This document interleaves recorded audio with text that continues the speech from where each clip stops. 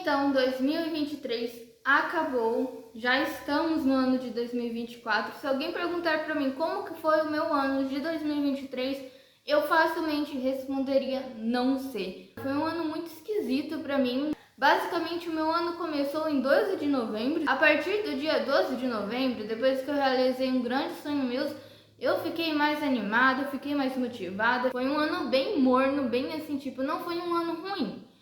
Mas foi um ano assim, tipo, que eu me senti desmotivada, frustrada pelas coisas que eu não consegui fazer. Foi um ano de muitas emoções. Mas também foi um ano que eu fiz algumas leituras. Eu não fiz tantas leituras assim, se eu pegar para comparação os anos que eu mais li livros. Em 2022 eu li 20 ou 21 livros.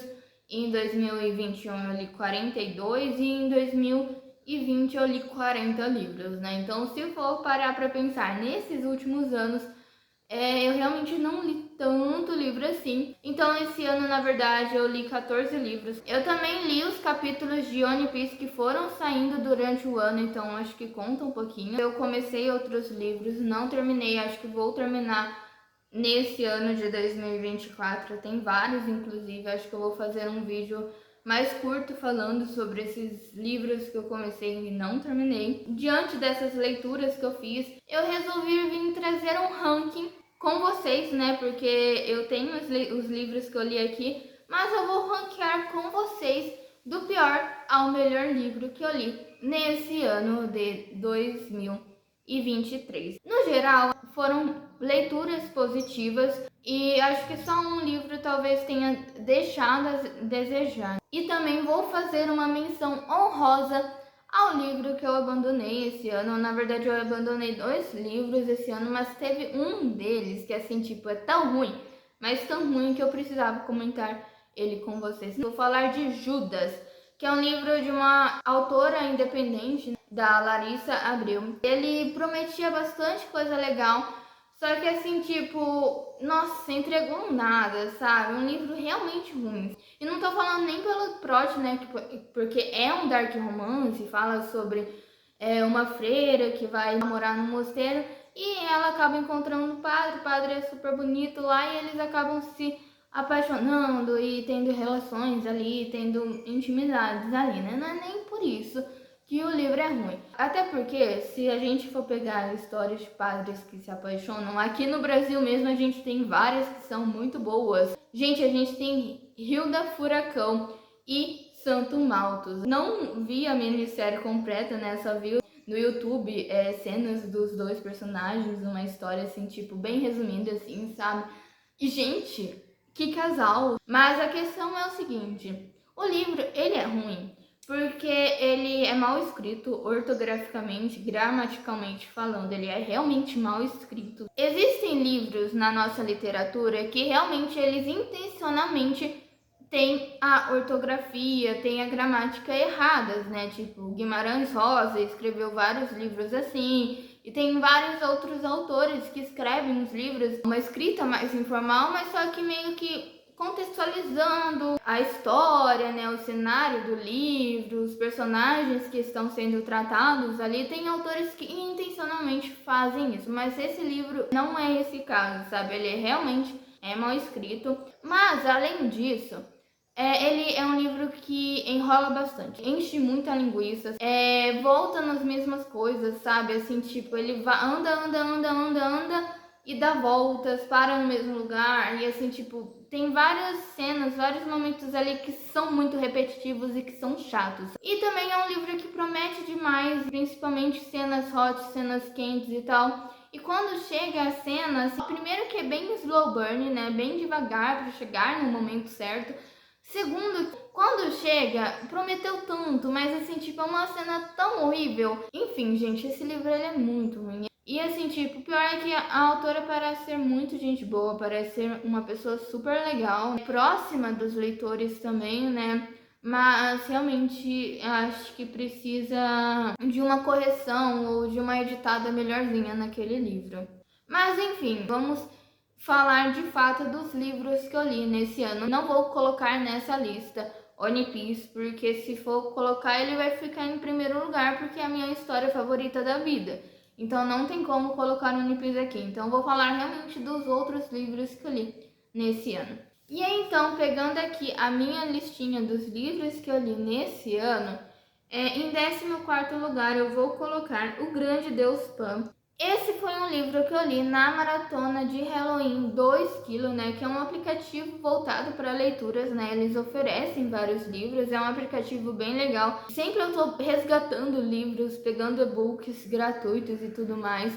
Eu gosto muito do 2kg, né? E O Grande Deus Pan é um clássico do terror, é um livro que inspirou outros autores desse gênero, né? Mas a questão desse livro é que ele não chega a nenhum lugar, sabe? Ele é um livro bem chatinho de ler. Ele tem um primeiro capítulo até que um pouquinho interessante ali, mas só que desse primeiro capítulo, do que acontece ali, para os outros, tipo, muda o cenário, muda um pouquinho os acontecimentos, sabe? É um livro que tenta chegar em algum lugar, mas não chega em lugar nenhum, sabe? Então, por conta disso, ele vai estar no 14º lugar e eu dei para ele uma nota de 1 estrela. E aí, esse foi o único livro que eu dei 1 estrela. A partir do 13º já sobe para 2,5 estrelas. Em 13º lugar, dos 3 livros que eu dei 2,5 estrelas, eu coloquei Reinações de Narizinho, do Monteiro Lobato.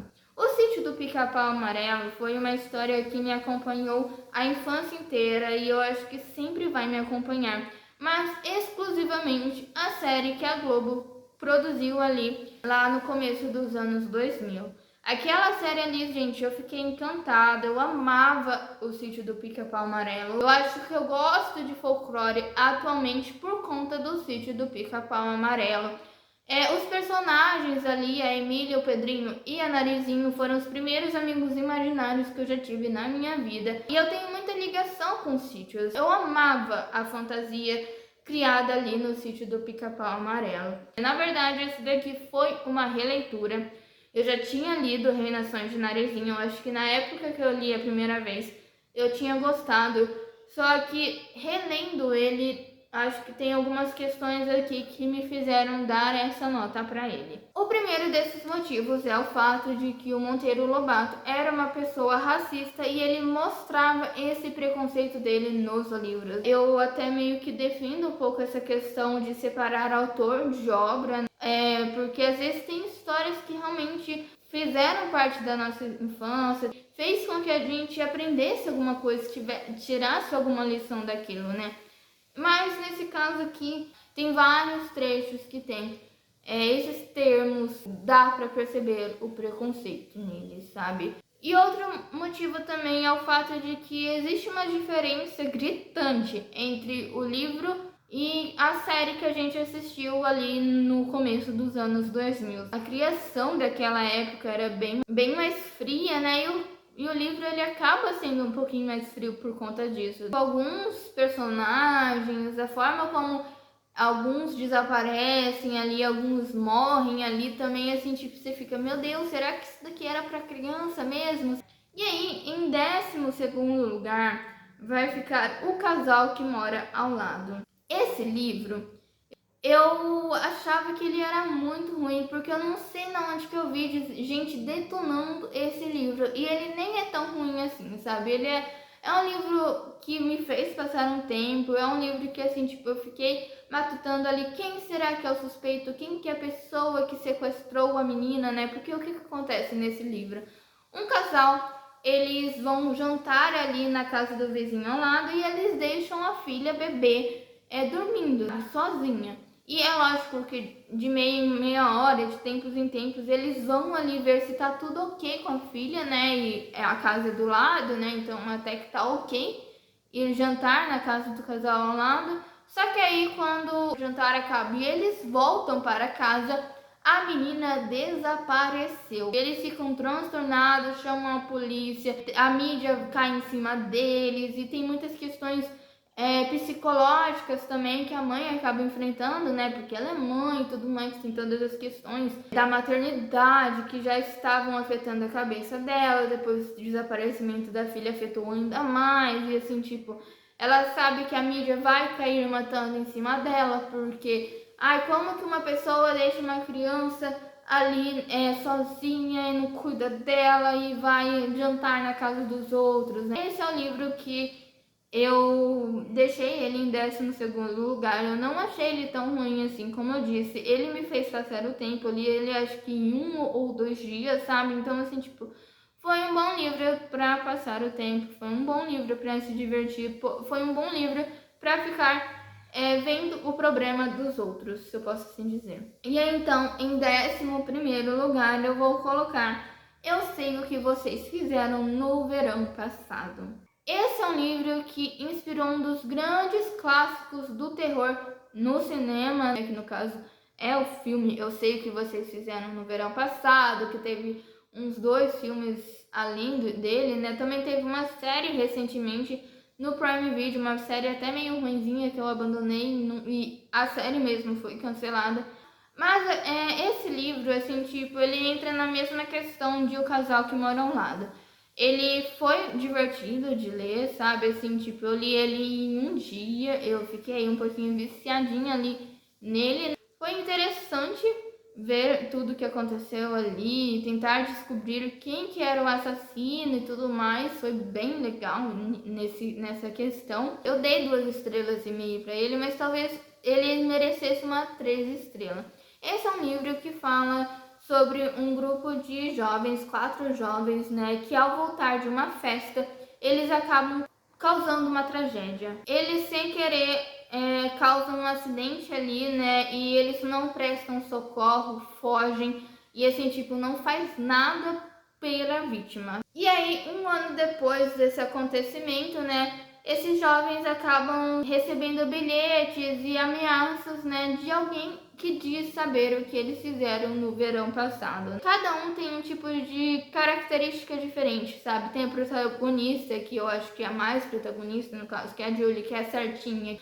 Tem a menina que parece ser fútil, tem o cara que também parece ser escroto pra caramba, e tem o cara que é bonzinho também, né? São 2 caras e 2 garotas, né? Esses personagens, parece que cada um vai ter essas personalidades mesmo, sabe? Tipo, não vai ter nenhum aprofundamento neles, mas quando você vai lendo e tudo mais, aprofunda um pouco no pensamento deles, na memória deles, nas emoções deles, nos sentimentos, e você vê que, assim, tipo, é muito além do que a gente pensa sobre ele, do que a gente espera deles, né? A única coisa que eu achei um pouquinho chata, assim, tipo, um pouquinho tediosa, mas tinha que ter no livro, porque, né, é o fato de que o livro, ele conta 5 vezes a questão lá do acidente que aconteceu, na versão de cada um dos protagonistas e na versão do perseguidor ali. Então ele vai ficar em 11º lugar. E agora então a gente vai para os livros que eu dei 3 estrelas, né? Então eu acho que em 10º lugar, agora a gente já entra no top 10, né? E teve 2 livros que eu dei 3 estrelas. E agora eu tenho que decidir qual que vai ficar em 10º e qual que vai ficar em 9º. Eu tô em dúvida ainda, sabe? Em 10º lugar vai ficar A 5 Passos de Você. Na verdade foi um livro que eu ouvi, né? Foi o primeiro audiobook que eu ouvi na minha vida. Eu vou colocar como leitura feita porque realmente foi um livro concluído. Não sei se ouvir um audiobook é a mesma coisa que ler um livro. Na minha opinião, não é tanto assim. É lógico que muitas pessoas vão considerar que sejam. Pra mim não é a mesma sensação, né? A sensação que eu tive ouvindo A 5 Passos de Você é de que eu estava lendo um grande resumo do livro, sabe? Assim, tipo, um resumo excelente do livro, mas que eu não estava absorvendo muitas coisas, como os sentimentos, as emoções que os personagens sentiam e muitas coisas importantes que acho que a gente só absorve mesmo quando a gente está lendo, quando a gente está... Talvez muitas pessoas que ouçam o audiobook também consigam absorver os sentimentos e as emoções dos personagens e tudo mais, só que eu ouvindo esse livro não consegui. E, gente, esse é um grande clichê, na verdade, sabe? Bem a lá A Culpa é das Estrelas. É aqueles típicos livros que os protagonistas têm uma doença terminal, que eles não podem ficar juntos porque eles podem morrer, ou então porque um deles pode acabar morrendo e o outro vai ficar extremamente triste por perder a pessoa amada para essa doença terminal, sabe? Bem clichê. Nesse caso, os dois protagonistas, eles têm doença terminal e eles não podem ficar juntos, eles não podem nem ficar tão perto assim. O máximo de distância que eles podem ter, o mínimo de distância que eles podem ter entre um e outro é 6 passos, né? Porque é uma doença contagiosa, é uma doença terminal. O protagonista masculino tem, além dessa doença, que eles têm a mesma doença, mas além dessa doença, ele tem uma bactéria, que é a B. cepacia. E essa bactéria pode passar para outra pessoa que tem essa doença, né? E por isso ele não pode ficar junto com a mocinha que é a Stella. E porque senão ela pode acabar contraindo essa B. cepacia, ela pode acabar contraindo essa bactéria e ela faz de tudo. A Stella faz de tudo, tudo certinho, tudo nas regras, listas e tudo certinho para eu conseguir um transplante de pulmão ali, para conseguir ter uma saúde um pouquinho melhor, né? Conseguir entrar, ser a primeira realmente, ela é tipo a primeira na lista de transplante de órgãos. É ela, né? Então, assim, tipo, ela não pode ficar muito perto do Will, que é o protagonista masculino, porque senão ela pode acabar tendo essa B. cepacia e ela pode acabar saindo ali da lista de prioridade de transplante de pulmão. Eu lembro de muitas coisas, dos principais acontecimentos desse livro. Até que ele foi bem legalzinho, eu acho que eu até colocaria umas 4 estrelas para esse livro, sabe? Então, na verdade mesmo, eu vou trocar esse livro, na verdade. Eu vou colocar ele em 9º lugar, porque eu acho que eu realmente gostei desse livro. E aí, em 10º lugar, eu vou colocar A Ilha Perdida. É um livro infanto-juvenil que foi publicado lá na década de 70. Eu acho que é um dos principais títulos da coleção Vagalume. E é um livro que vai falar sobre 2 meninos, o Henrique e o Eduardo, que eles vão passar as férias na fazenda de um padrinho deles, e nessa fazenda corre um rio, o Rio Paraíba, e no meio desse rio tem uma ilha perdida que, assim, tipo, atiça a curiosidade da garotada. Todo mundo quer saber o que tem nessa ilha, se mora gente, quais que são os mistérios dessa ilha. E esses 2 garotos, né, para sanar a curiosidade, resolvem ir um dia nessa ilha, né? Só que o que acontece? Eles acabam se perdendo, passam vários dias nessa ilha, descobrem os principais segredos dessa ilha. É bem legal essa aventura que eles fazem, né? E até que é legalzinho, mas só que realmente eu vou trocar de lugar, sabe? Acho que eu gostei mais de 5 passos de você do que A Ilha Perdida. Acontece, estou fazendo o ranking agora, ao vivo, para vocês, então acho que é normal eu dar uma mudada aqui nos rankings, né? Esse daqui é o livro A Ilha Perdida. Eu tenho ele, foi um dos livros físicos que eu li esse ano. Olha isso, bem bonitinho. Esse, na verdade, foi um livro que eu tava meio de ressaca literária esse ano. Faz anos que eu tô meio que de ressaca literária. E aí eu escolhi esse livro para ler, porque para mim ele iria me ajudar a passar o tempo. Eu queria ler ele um pouco em voz alta, né? Porque eu gosto de ler livros clássicos, livros nacionais e um pouquinho mais antigos, assim, em voz alta. E também para melhorar um pouquinho a minha comunicação, a minha fala, que a minha dicção estava péssima, sabe? Aí eu tentei usar esse livro como exercício, assim, de dicção, de comunicação, né? E aí, então, em 8º lugar, eu coloquei o único livro que eu dei 4 estrelas nessa lista, que no caso é Amores Verdadeiros, da Taylor Jenkins Reid. Eu tenho 4 livros da Taylor Jenkins Reid, Evelyn Hugo, Daisy Jones e Em Outra Vida, talvez, e esse daqui, né, Amores Verdadeiros. E os 3 primeiros livros que eu falei pra vocês, né, eu li lá em 2021, só que eu sempre tive preguiça enorme de ler esse livro. Primeiro pelo fato de que ele tem triângulo amoroso, e também eu fiquei um pouquinho prolongando, assim, tipo, postergando a minha leitura dele, porque eu achei que a sinopse já tinha entregado o plot desse livro, né? E na verdade não, na verdade na primeira página, na primeira frase do livro é o que a sinopse fala, né? A protagonista, né, ela está jantando com o noivo dela e com a família dela quando ela recebe a ligação do marido dela. O que aconteceu? Ela namorou e ficou bastante tempo com o Jesse, que foi o marido dela, né? E aí o Jesse, em um momento ali, ele acaba sofrendo um acidente no trajeto de trabalho ali, um acidente de helicóptero, né? Ele cai no oceano e ele é tido como morto ali, né? E é lógico que a protagonista, ela passa pelo processo de luto, ela amava demais o marido dela.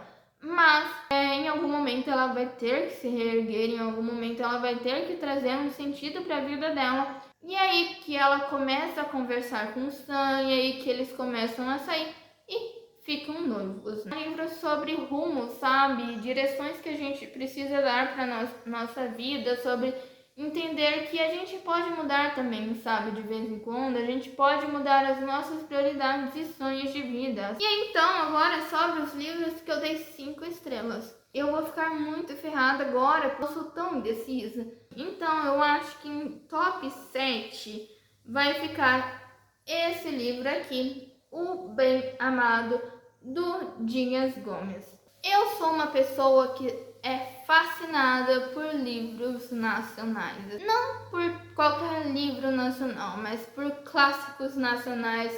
E principalmente os clássicos que têm algum tipo de crítica social, obviamente. Mas principalmente aqueles clássicos que tem um tom de fofoca, que tem um tom assim, tipo de ironia. Você sabe muito bem qual que é a crítica que está sendo feita no livro e que tem um pouquinho de hipocrisia nesses personagens e tudo mais. Eu amo esse tipo de livro. E também eu amo muito peças de teatro.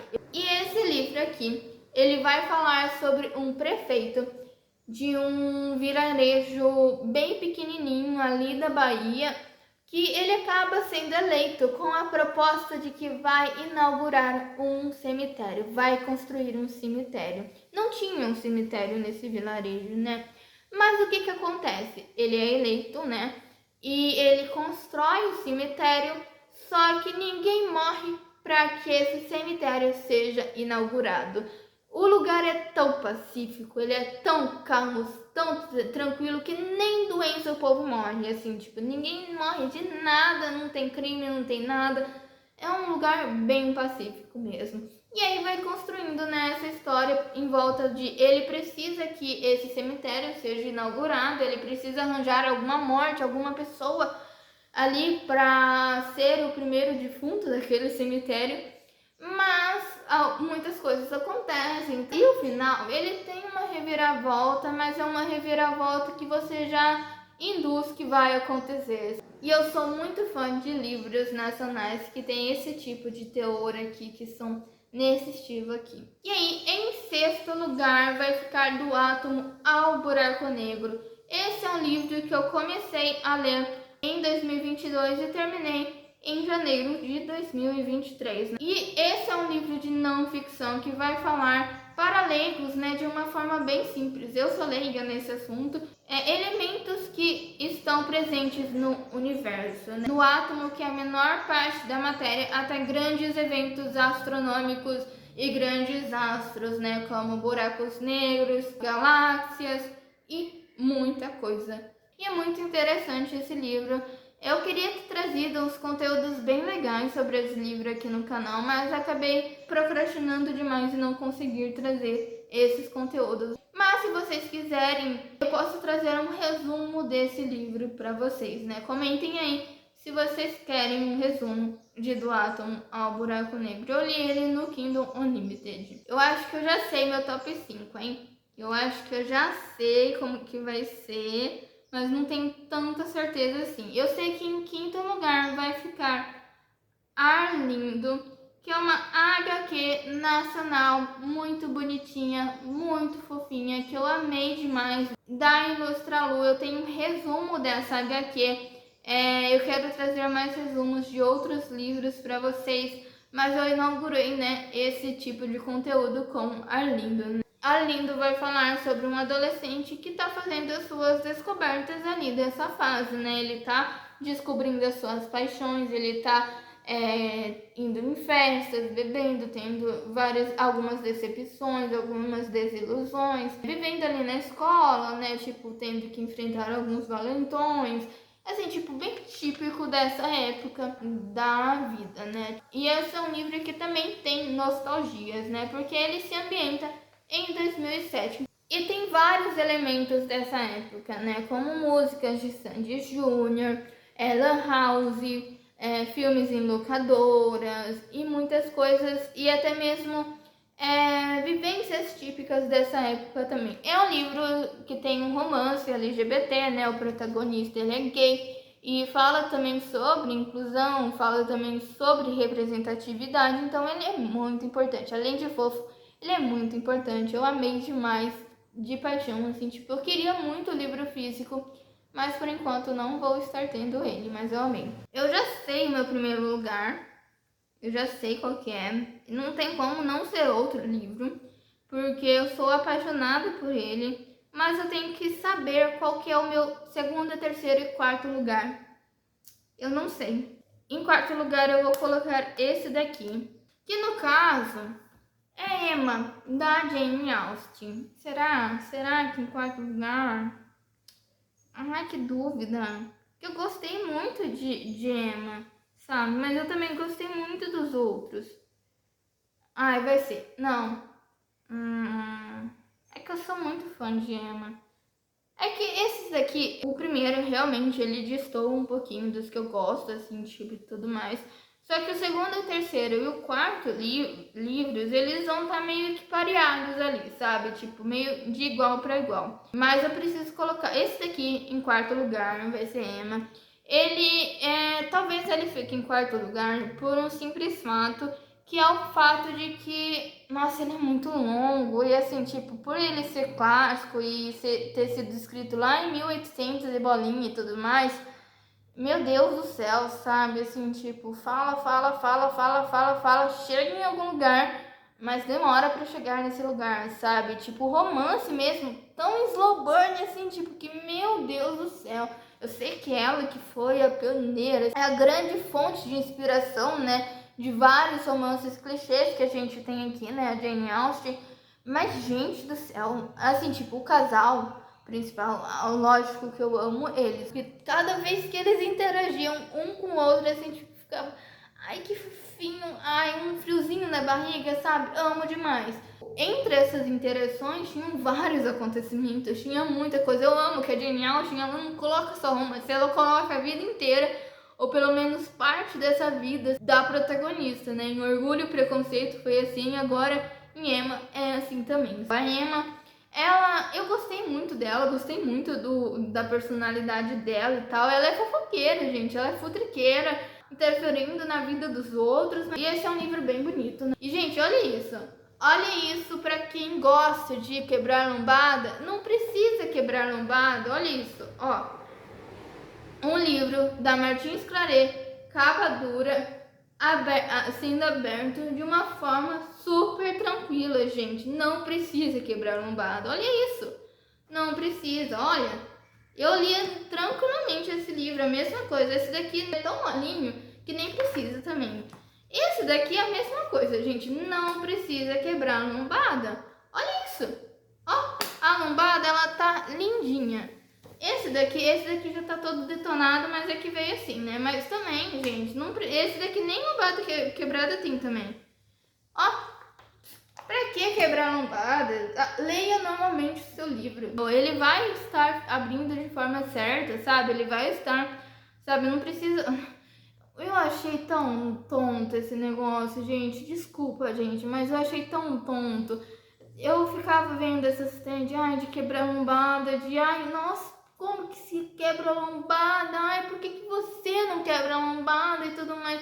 E eu ficava pensando, gente, quando foi que quebrar a lombada se tornou um assunto interessante para ser comentado no BookTok, sabe? Na comunidade Bookstan, assim, tipo, ficava, meu Deus, mas de todos os assuntos, de todas as coisas possíveis, esse é, assim, assim, tipo, mais trouxa, sabe? Assim, tipo, mais... Meu Deus, que coisa chata do caralho, meu Deus. Como que isso virou conteúdo de vídeo, sabe? Assim, tipo, chato pra caramba. Em terceiro lugar vai estar Enraizados. Eu amo demais esse livro, eu amo demais essa protagonista, eu amo demais esse casal, e eu amo demais a fantasia desse livro também. Pelo que eu entendi, assim, tipo, ficou muito claro depois que eu terminei esse livro que o foco dele é a relação da protagonista com a natureza, com o ambiente que ela vive, com as pessoas que moram também na mesma terra que ela. E eu acho que isso que ficou bem claro, sabe? Assim, tipo, sobre ela, sobre os poderes que ela tem, sobre as descobertas que ela faz sobre ela mesma, sobre a individualidade dela. E eu acho que eu gostei bastante disso, eu também gostei bastante do casal. E a relação que eles tinham, a química que eles tinham era muito incrível. E eu amei demais esse livro, sou fascinada por ele. E se vocês quiserem, posso trazer uma resenha, um resumo sobre esse livro também. Mas comentem aqui se vocês querem mesmo. E um fato interessante é que os 2 melhores livros que eu li esse ano foram escritos pela mesma autora, ou pelo mesmo autor, eu não sei, eu acho que ele é não binário. São os livros de C.S. Packet, mas são livros de histórias diferentes. O primeiro deles é Fence, uma história daquela típica de rivais para amantes, que assim, tipo, você fala, meu Deus, eles se odeiam, mas eles têm tanta química que dá pra ver que esse estranhamento entre os dois, na verdade, é um sentimento a mais, né? Que na verdade eles vão acabar se amando e se beijando, em algum momento eles vão acabar se beijando, vão acabar sendo namorados e vão acabar tendo uma linda história de amor juntos. Então, Fence foi o segundo lugar, e em primeiro lugar está Príncipe Cativo, o primeiro livro, né? Eu ainda não li o resto da trilogia, mas assim, tipo, gente, eu sou muito fã de Príncipe Cativo, assim, tipo, esse primeiro livro, eu sei que ele é muito problemático, eu sei que tem muitas cenas pesadas nesse livro, tem muitas cenas que podem dar gatilho, sabe? Tem muitos momentos ali que você fala, meu Deus. Mas assim, tipo, você sabe que tem um casalzão sendo apresentado ali, que você sabe que você vai se apaixonar por esse casal, que tem tudo para ter um ótimo desenvolvimento, pelo menos um desenvolvimento que se espera de um livro de romance com fantasia, né? E assim, tipo, eu sou apaixonada por esse casal, eles nem ficaram juntos ali nesse primeiro livro, mas eles têm uma ligação bem forte, assim, tipo, eles são inimigos, eles são extremamente inimigos nesse primeiro livro, eles se odeiam, assim, tipo, realmente se odeiam de, tipo, se um descobrisse quem o outro era, teria morte ali, assim, tipo, não teria nem tempo de eles se conhecer melhor não, porque teria morrido. Mas, assim, tipo, é um livro bom. É um livro que eu gostei, eu quero muito terminar essa trilogia. Eu queria muitos livros, na verdade, físicos dele, né? Porque, assim, tipo, é tudo pra ser uma das melhores fantasias, um dos livros que eu mais amar, assim, tipo, na vida, sabe? Então, esses foram os livros que eu li nesse ano de 2023. Como vocês viram, foram muitos livros dos mais variados gêneros. E assim, tipo, vocês acham que foi bastante livro? Eu acho que foi uma quantidade até que ok de livro. Esse foi o vídeo de hoje, eu espero que vocês tenham gostado dele. Se vocês gostaram, se inscrevam aqui neste canal, curtam esse vídeo, comentem nele, compartilhem com seus amigos e até mais!